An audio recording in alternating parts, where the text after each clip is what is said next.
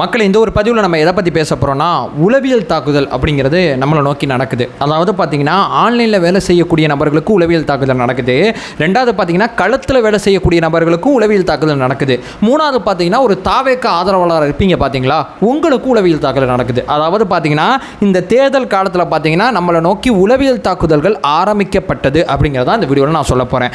அதாவது ஆன்லைன் அப்படிங்கிறதுக்கு என்னுடைய தனிப்பட்ட எக்ஸ்பீரியன்ஸ் ஒன்று நான் சொல்கிறேன். ஏன்னா சமீபத்தில் இப்போ 2 நாள் முன்னாடி நான் அந்த பிரச்சனையில் சிக்கி தவிச்சு இது உளவியல் தாக்குதல் அப்படிங்கிறது புருவான பிறகு நான் வெளியே வந்திருக்கேன். ஒன்றா இப்போ களத்தில் நேற்றைய தினம் பார்த்தீங்கன்னா நம்மளுடைய உறவுகள் விழுப்புர உறவுகளுக்கு சில விஷயங்கள் நடந்திருக்கு, அதையும் நான் இங்கே பேசுகிறேன். மூணாவது பார்த்தீங்கன்னா நம்மளுடைய தாவேக்கா உறவுகளுக்கு சில விஷயங்கள் தொடர்ச்சியாக நடத்தப்பட்டு இருக்கு, அதையும் இங்கே ஆவணப்படுத்தி உளவியல் தாக்குதல்கள் உளவியல் சூழ்ச்சிகள் அப்படிங்கிற அந்த தலைப்பின் கீழே இந்த வீடியோவில் சில விஷயத்தை பேசுகிறேன்.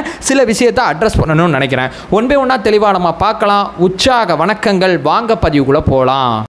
இப்போ முதல் விஷயம் மக்களே, ஒரு உளவியல் தாக்குதல் அப்படிங்கிறது எனக்கு நடந்துச்சு. இணையத்தில் வேலை செய்யக்கூடிய அத்தனை பேருக்குமே இது நடக்கும் அல்லது நடந்துகிட்டு இருக்கும். இதை நான் முதல்ல அட்ரஸ் பண்ணிடுறேன். அது என்னன்னு சொல்லி கேட்டிங்கன்னா, நம்ம ஐடிவி மீட்டிங் பார்த்தீங்கன்னா அஃபீஷியலாக நடந்துச்சு பார்த்தீங்களா. அந்த மீட்டிங்க்கு பார்த்தீங்கன்னா நான் பெரிய லெவலில் போயிருந்தேன். அந்த மீட்டிங்கில் நான் நிறைய பேரை பார்த்தேன், நிறைய பேரை சந்தித்தேன், நிறைய விஷயங்கள் நம்ம பேசணும். அதில் பார்த்தீங்கன்னா தொடர்ச்சியாக என்னுடைய கருத்தியெல்லாம் பெரிய லெவலில் கவனிச்சிட்டு இருக்கக்கூடிய சோனியா அருண்குமார் அவர்களையும் சந்தித்தேன். அவங்க பார்த்தீங்கன்னா எனக்கு வேல்யூபிளான சில அட்வைஸை கொடுத்தாங்க.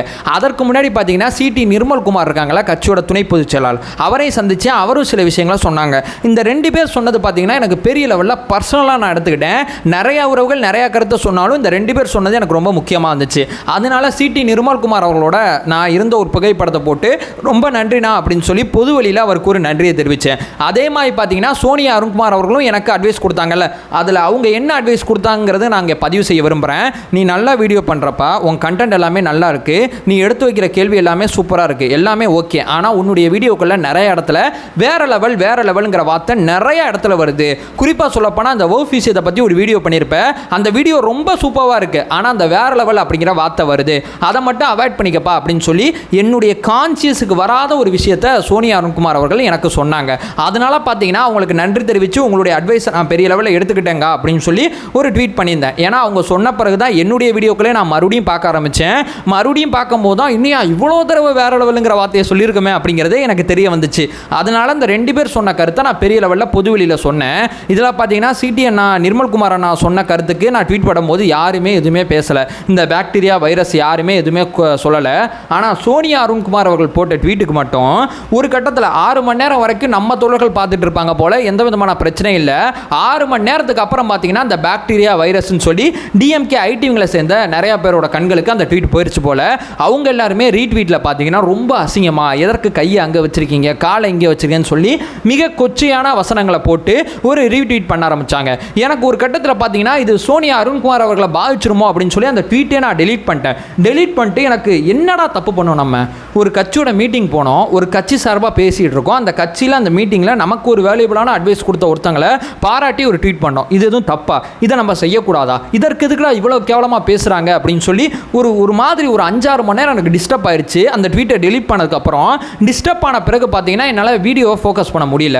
ரெண்டாவது பார்த்தீங்கன்னா அந்த முத்தலிஃப் அவர்கள் வீடியோ கூட கொஞ்சம் லேட்டாக தான் வந்திருக்கும். 3 மணிக்கு தான் நான் போட்டிருப்பேன். நான் 11 மணி 12 மணிக்கெலாம் அதை கொடுத்துருக்க வேண்டியது, ஆனால் நான் 3 மணிக்கு தான் கொடுத்தேன். ஏன்னா எனக்கு அந்த டிஸ்டர்ப் இருக்குது பார்த்தீங்களா, அதுக்குள்ளே நான் சிக்கிக்கிட்டு அப்படி என்னடா தப்பு பண்ணோம், நம்ம ஒரு கட்சியை ஆதரித்து இணையத்தில் பேசுகிறோம், ஒருத்தங்க நம்ம கருத்தியில் பார்த்துட்டு நம்ம பண்ணுற தப்பை கரெக்டாக சுட்டி காட்டுறாங்க. இந்த நபருக்கு நம்ம ட்வீட் போட்டால் எந்த விதமான பிரச்சனை இல்லை, இவங்களை குறிப்பிட்டு போடும்போது மட்டும் நம்மளையும் தப்பாக பேசுகிறாங்க, அவங்களையும் தப்பாக பேசுகிறாங்க, ஏய் யாரா நீங்கள் அப்படிங்கிற ஒரு தாக்குதல் இருக்குது பார்த்தீங்களா.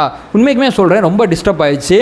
அதுக்கப்புறம் பார்த்தீங்களா அதில் மீண்டு வர்றதுக்கு ரொம்ப டைம் ஆயிடுச்சு. அதுக்கப்புறம் மீண்டு வந்து தான் இந்த வீடியோக்கள்லாம் நான் பேசிகிட்டு இருக்கேன். ஸோ இந்த இடத்துல எனக்கு ஒரு மாதிரி டிஸ்டர்ப் ஆனிச்சு பார்த்தீங்களா. இந்த இடத்துல நான் எனக்கு சொல்லிக்கிட்டது என்னென்னா, உன்னை அந்த பாக்டீரியா வைரஸ் உன் கூட சண்டை போடுறது எனக்கு வேலை கிடையாது, நீ இந்த வேலையை பார்த்துக்கிட்டே இருப்ப, உன் கூட சண்டை போடுறது எனக்கு வேலை கிடையாது. உன்னோட ஓனர் ஒருத்தங்க இருக்காங்கல்ல, ஓனர் அடிக்கிறேன். அதாவது ஒரு பெண்மணி ஒரு கட்சி நல்லா இருக்கணும்னு நினைக்கிறாங்க, அந்த கட்சியில் செயல்படக்கூடிய தோழர்களை பாராட்டுறாங்க, அந்த பாராட்டை கூட உன்னால் ஏற்றுக்க முடியல, அவ்வளவு கீழ்த்தனமான ஐட்டிங்கை வச்சு செயல்படுத்துகிற, உன் கூட சண்டை போட்டு நான் நேரத்தை வேஸ்ட் பண்ண விரும்பலை. உங்கள் ஓனரை ஒரு வீடியோ அடித்தேன்னா இனிமேல் 2 வீடியோ அடிப்பேன், 2 வீடியோ அடித்தேன்னா 4 வீடியோ அடிப்பேன், இந்த வேலையை இனிமேல் பார்க்க ஆரம்பிப்பேன் அப்படிங்கிற ஒரு சபதத்தை எனக்குள்ள நான் எடுத்துக்கிட்டேன். அப்படி என்னையா தப்பு பண்ணிட்டோம் அப்படிங்கிற ஒரு கோவம் இருக்குது பார்த்தீங்களா, என்னுடைய கோவம், அந்த கோவத்தை அந்த ஐடிக்கல்ல நான் காட்டுறது டைம் வேஸ்ட்டு. ஏன்னா பாக்டீரியா வைரஸ் இதுக்காண்டியே செயல்பட்டுக்கிட்டு இருக்காங்க.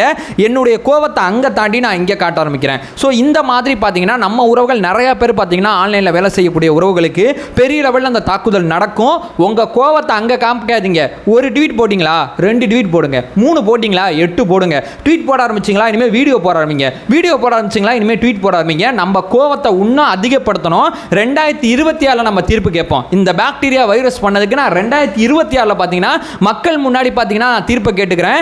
என்னுடைய கோவத்தை ட்ரிகர் பண்ணி விட்டீங்க, நான் தொடர்ச்சியாக அதிகமான காணொலி பண்ணுறேன் அப்படிங்கிற ஒரு முடிவுக்கு வந்துட்டேன். ஆனால் ஒரு 5வது மணி நேரம் ஒரு மாதிரி டிஸ்டர்ப் ஆயிடுச்சுங்கிறது தான் உண்மை. ஸோ நம்ம தோழர்கள் இந்த மாதிரி டிராப்புக்குள்ள இருந்தீங்கன்னா உங்கள் கோவத்தை அங்கே காமிக்காதீங்க. நம்மளை நோக்கி ஆபாசமாக தரைக்குறிவாக தனி மனித தாக்குதல் நடத்துறான்ல அவனை காமிக்காதீங்க. நமக்கு இதுக்கு பூசு தான். அண்ணனுக்கு இது ஆல்ரெடி தெரியும். விஜயண்ணா இதெல்லாம் பெரிய லெவலில் பல வருஷமாக இருக்காங்க. ஆனால் நமக்கு இது பூசு. நமக்கு இது பூசாக இருக்கனால இதை நம்ம கோவத்தை நம்ம வந்து டைரக்ஷன் புரிஞ்சு காட்டணும். நம்ம இந்த பக்கம் காட்டிடலாம் அப்படிங்கிறது என்னுடைய முதல் ஆங்கிள். இப்போ 2வது மக்களே, இப்போ விழுப்புரத்துக்கு போகலாம். இதை வச்சு நம்ம பேசும்போது நம்ம தோழர்கள் வேற எங்கேயாவது இந்த மாதிரி பிரச்சனைகளை சந்திச்சிங்கன்னா இது உளவியல் தாக்குதல் அப்படிங்கிறத நல்லா புரிஞ்சுக்குங்க. இப்போ விழுப்புரத்தில் இருக்கக்கூடிய உறவுகள் பார்த்தீங்கன்னா தண்ணீர் பந்தல் அமைச்சிருப்பாங்க. கட்சியோட போர்டை போட்டு தலைவரோட ஃபோட்டோ போட்டு மக்கள் அங்கே இருக்கக்கூடிய மக்களோட தாகத்தை தணிக்கலாம் அப்படிங்கிற ஒரு நல்ல முயற்சி எடுத்திருப்பாங்க. இந்த முயற்சி பார்த்தீங்கன்னா 10 நாள் கூட இல்லை, அதுக்குள்ளே பார்த்தீங்கன்னா அந்த முயற்சியை நைட்டை அடித்து உடச்சிருக்காங்க. அவங்களுடைய மனநிலை எப்படி இருக்கும்? நம்ம கண்டனம் தெரிவித்தோம், வருத்தம் தெரிவித்தோம், எல்லாமே ஓகே தான். நம்ம அதெல்லாம் தெரிவிக்கணும், இல்லைன்னு நான் சொல்லலை. அந்த 10 பேர் இருக்காங்கல்ல, அந்த 10 பேர்கிட்ட தனிப்பட்ட முறையில் பேசக்கூடியவர்கள் பேசுங்க. ஏன்னு சொல்லி கேட்டிங்கன்னா அந்த 10 பேர் பார்த்தீங்கன்னா கட்சிக்கு ஒரு நல்லது செய்ய தான் செஞ்சுருப்பாங்க.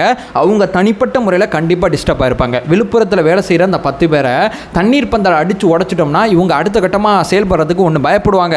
2வது பார்த்தீங்கன்னா அவங்களால வந்து அவங்கள தனிப்பட்ட முறையில் நல்லது பண்ணுறதுக்குலாம் ஏன் அந்த மாதிரி நடந்துக்கிறீங்க அப்படிங்கிற ஒரு எண்ண ஓட்டம் இருக்குது பார்த்தீங்களா, அது ரொம்ப ரொம்ப கொடூரமாக இருக்கும். இவங்களுடைய செயல்பாடை தடுக்க தான் அந்த வேலையை பார்க்குறாங்கிறத அந்த உறவுகள்கிட்ட சொல்லுங்கள். 2 தண்ணீர் பந்தலை உடைச்சாங்களா 3 வைக்க சொல்லுங்கள், 3 உடைச்சாங்களா 5 வைக்க சொல்லுங்கள். ஸோ மறுபடியும் ஆப்போசிட்டில் இருக்கக்கூடிய நபர்களோட தண்ணீர் பந்தலை உடைக்கிறது இந்த மாதிரி வேலைகளை செய்ய சொல்லாதீங்க. ஏன்னு சொல்லி கேட்டிங்கன்னா அவங்க நம்மள்ட்ட எதிர்பார்க்கறது தான். இப்போ என்ன ஆகும், தாவேக்காவினர் போய் திமுகவின் தண்ணீர் பந்தலை உடைத்தார்கள் அப்படிங்கிற ஒரு செய்தியை கிரியேட் பண்ணுறதுக்கு தான் அவங்க அந்த வேலையை பார்க்குறாங்க. ஒரு ஏரியாவில் அதற்கு முன்னாடி என்ன நடந்துச்சுங்கிறது மக்கள்கிட்ட சொல்ல மாட்டாங்க அந்த ஊடகங்கள். அவங்க நம்ம தண்ணீர் பந்தலை அடித்ததை சொல்ல மாட்டாங்க, நம்ம மறுபடியும் போய் அடித்ததை மட்டும்தான் சொல்லுவாங்க. அதுக்கு தான் அந்த வேலை செய்கிறாங்க. அதில் வேலை செய்கிறீங்க ஆப்போசிட்காரங்க உங்களுடைய களவேலை இனிமேல் தடைபெறணும், உங்களுடைய களவேலை ரொம்ப தெளிவாக இருக்குது, அதை உடைக்கணுங்கிறதுக்காண்டி தான் அவங்க இந்த வேலையை பார்க்குறாங்க. மறுபடியும் நீங்கள் ரிவெஞ்ச் எடுக்கிறங்கிற பேரில் அவங்க சைடு எதுவும் போகாதீங்க. இன்னும் மக்களுக்கு வேறு எந்தெந்த டிசைனில் நல்லது பண்ணலாமோ அதை தொடர்ச்சியாக பண்ணுங்கள். அப்போ எனக்கு நடந்தது அநீதி கிடையாதா, இது எனக்கு கோவம் வராது, அப்போ என் கோவத்தை எப்படி அடக்குன்னு நீங்கள் சொல்கிறீங்கன்னா 2026 ஆன்லைனில் நான் வாங்கின அடிக்கு 2026 மக்கள் பதில் சொல்லுவாங்க. களத்தில் நீங்கள் வாங்கின அடிக்கும் 2026 மக்கள் பதில் சொல்லுவாங்க. 2026 பிரச்சாரத்தில் உங்களுடைய பிரச்சார வாக்குறுதிகளில் இதை எடுத்து போங்க. உங்கள் மக்கள்கிட்ட எவ்வளோ அராஜகமானவங்க திமுக காரங்களுக்கு இதை எடுத்து போய் காமிங்க. எங்கள் தண்ணீர் பந்தலை இப்படி போட்டு உடைச்சாங்க ஞாபகம் இருக்கான்னு சொல்லி 2026 பிரச்சாரத்தில் இந்த உடைக்கப்பட்ட சம்பவத்தை பெரிய லெவலில் எடுத்து பேசுங்க, பெரிய லெவலில் மக்கள்கிட்ட கொண்டு போங்க. ஸோ இந்த வேலையை 2026 பிரச்சாரத்தை நோக்கி போங்க அப்படிங்கிறத நான் சொல்கிறேன். போராட்டத்துக்கு அனுமதி மறுப்பு, உங்களுடைய தண்ணீர் பந்தல் உடைப்பு, வேறு சில மக்கள் முயற்சிகள் இந்த மாதிரி தடுத்தாங்கன்னா அது அத்தனையுமே ஆவணப்படுத்தி அந்த தொகுதி மக்கள்கிட்ட 2026 போய் அணுகுங்க, 2026 போய் பேசுங்க அப்படிங்கிற ஒரு விஷயத்தை இங்கே நான் பதிவு செய்ய விரும்புகிறேன். தனிப்பட்ட முறையில் டிஸ்டர்ப் ஆகி உட்கார வேணாம். நீங்கள் நல்லா செயல்படுறீங்க, ஆப்போசிட்காரன் நமக்கு ரெடிட் கொடுக்குறான், இன்னும் நல்லா செயல்படுவோம், இன்னும் வீரியமாக செயல்படுவோம் அப்படிங்கிறது என்னுடைய 2வது பாயிண்ட் ஆஃப் வியூ. இப்போ 3வது நான் கடைசியாக ஒரு விஷயம் சொல்லிடுறேன். நம்ம தோழர்கள் சில செய்திகளை பார்க்கும்போது ரொம்ப டிஸ்டர்ப் ஆகிடுறாங்க. அது என்னன்னு சொல்லி கேட்டிங்கன்னா அந்த தமிழக வாழ்வுரிமை கட்சியை சேர்ந்த வேல்முருகன் வந்து டிவிகேனா தமிழக வாழ்வுரிமை கட்சி தான், நான் தேர்தல் ஆணையத்தில் போய் பேசுவேன்னு சொன்னார். அதை எடுத்து போட்டு 4 பேர் என்ன தம்பி நம்ம கட்சி பேருக்கே பிரச்சனை வந்துடுமா அப்படிலாம் கேட்டிருக்காங்க. ஏங்க இதெல்லாம் வாய்ப்பே கிடையாதுங்க, இதெல்லாம் ஒரு முட்டாள்தனமான வாதம். இதெல்லாம் தேர்தல் ஆணையம் முதல்ல எடுத்துக்கவே எடுத்துக்காது. அப்படி எடுத்துக்கிட்டாலும் நம்ம நீதிமன்றம் போய்க்கலாம். ஸோ இதெல்லாம் டிவிகேனாலும் தமிழக வாழ்வுரிமை கட்சினாலும் டிவிகே தான் சொல்ல முடியும், தமிழக வெற்றிக்கழகனாலும் டிவிகே தான் சொல்ல முடியும். நாங்கள் டிவிகேன்னு சொல்லி எங்களை பிராண்ட் பண்ணுறோம். முடிஞ்சால் நீ பண்ணிக்க, டிவிகேனா நீ கிரெடிட் எடுத்துக்க. நீ இவ்வளோ நாள் பண்ணலை, டிவிகேங்கிற கட்சி ரொம்ப நாளாக இருக்குது, யாருக்குமே தெரியல. எங்கள் கட்சி ஆரம்பித்த பிறகு எங்கள் சுருக்கத்தை நாங்கள் தொடர்ச்சியாக பயன்படுத்துகிறோம். இதுக்கெல்லாம் போய் சின்ன புள்ளமாய் தேர்தல் ஆணையத்தில் போய் அழுவேன்னு சொல்கிறாரு. இந்த செய்தியை எடுத்து வந்து நம்ம கட்சிக்கு பிரச்சனையா, பேருக்கு பிரச்சனையான்னு சொல்லி நம்ம உறவுகள் டிஸ்டர்ப் ஆயிடுறாங்க. இந்த மாதிரி பார்த்தீங்கன்னா சட்ட நுணுக்கங்களை நம்ம பெரிய லெவலில் கண்டுபிடிக்காதனால, பெரிய லெவலில் யோசிக்காதனால ஒரு செய்தி வந்தோடனே ஐயோ பிரச்சனையான்னு சொல்லி இப்போது ரொம்ப யோசிக்கிறீங்க. 2வது பார்த்தீங்கன்னா இப்போது இந்த பகுஜன் சமாஜ்வாதி கட்சி ஒருத்தர் இருக்கார் பார்த்தீங்களா, இவர் சென்னை உரிமையல் நீதிமன்றத்தில் ஒரு வழக்கு போட்டிருக்காரு. நமக்கு ஆப்போசிட்டாக நம்ம இருக்கிறதுனால நமக்கு நோட்டீஸ் அனுப்பிச்சிருக்காங்க. இங்கே அவ்வளோதான். தான். அதாவது யானை அப்படிங்கிற சின்னத்தை பார்த்தீங்கன்னா அவங்களுடைய கட்சி சின்னம், பகுஜன் சமாஜ்வாதி கட்சியோட சின்னம், அது கொடியில் இருக்குது. இந்த கொடியை நம்ம பயன்படுத்தக்கூடாது அப்படின்னு சொல்லி நம்ம கட்சி கொடியிலையும் யானை இருக்குது, அவங்க கட்சி கொடியிலையும் யானை இருக்குது. யானைங்கிறது அவங்க சின்னம், அதனால் கொடியில் இருக்குது. எந்தவித விஷயமும் இல்லாமல் யானை இங்கே தாவேக்கா பயன்படுத்துதுன்னு சொல்லி யானையை பயன்படுத்தக்கூடாதுன்னு சொல்லி உரிமையல் நீதிமன்றத்தில் தான் வழக்கு போட்டிருக்காங்க. இந்த வழக்கு இதுக்கப்புறம் பார்த்தீங்கன்னா உயர்நீதிமன்றத்துக்கு நம்ம அப்பீலுக்கு போகலாம். நமக்கு சாதகமான தீர்ப்பு இல்லைனா அதுக்கப்புறம் உச்சநீதிமன்றம் போகலாம். இவ்வளோ வழி இருக்குது. நம்ம கொடியை அவ்வளோ சீக்கிரம் தொற்ற முடியாது. நம்ம வழக்கறிஞர் டீம் அவ்வளோ ஆக்டிவாக இருக்காங்க. இந்த மாதிரி சின்ன சின்ன செய்திகள் வரும்போது தாவேக்கா ஆதரவாளர்கள் ஐயோ பேருக்கு பிரச்சனையா, ஐயோ கொடிக்கு பிரச்சனையா அப்படிங்கிற டிஸ்டர்பன்ஸ்குள்ளே போகாதீங்க. நீங்கள் டிஸ்டர்ப் ஆகணுங்கிறதுக்காண்டி தான் இந்த மாதிரி செய்திகளை கிரியேட் பண்ணுறாங்க. இதெல்லாம் இன்னும் முடிஞ்சு வர்றதுக்கே 10 வருஷம் ஆகி போகும். அதாவது இதை பற்றிலாம் பெரிய லெவலில் கன்சிடர் பண்ண தேவையில்லை. இதெல்லாம் அண்ணன் பார்த்துப்பார், எந்த கவலையும் இல்லை. நீங்கள் யோசிக்க வேண்டிய அவசியம் கிடையாது. உங்களுக்கு சந்தேகம் தான் சின்னதாக ஒரு கூகுள் சர்ச் பண்ணுங்கள், உங்கள் கேள்விகள் அத்தனைக்குமே பதில் கிடச்சிரும். இந்த மாதிரி சின்ன சின்ன செய்திகளில் தாவேக்கா ஆதரவாளர்கள் டிஸ்டர்ப் ஆகாதீங்க. ரெண்டாவது பார்த்தீங்கன்னா தாவேக்கால களத்தில் இருக்கக்கூடிய உறவுகளுக்கு என்ன குடைச்சல் கொடுக்குறாங்க, நெட்டில் இருக்கக்கூடிய உறவுகளுக்கு என்ன குடைச்சல் கொடுக்குறாங்க அப்படிங்கிறத நான் ஆவணப்படுத்தியிருப்பேன். ஸோ இது அத்தனையுமே சூழ்ச்சி அப்படிங்கிற அண்டர்ஸ்டாண்டிங் வந்துட்டு ஸோ நம்மளுடைய இலக்க நோக்கி மட்டும் நம்ம ஃபோக்கஸ் பண்ணுவோம் அப்படிங்கிற ஒரு விஷயத்தை சொல்லிட்டு இந்த வீடியோவை என் பண்ணிக்கிறேன். நம்ம சேனலை ஃபர்தராக ஃபாலோ பண்ணிங்கன்னா பொலிட்டிக்கல் சார்ந்து பல்வேறு விதமான விஷயத்தை நம்ம பேசிக்கிட்டு இருக்கோம். நம்மளுடைய ஒரே நோக்கம் அறியாமை அகற்ற வேண்டும், அறியாமை அகற்றப்பட வேண்டும். Thank you so much.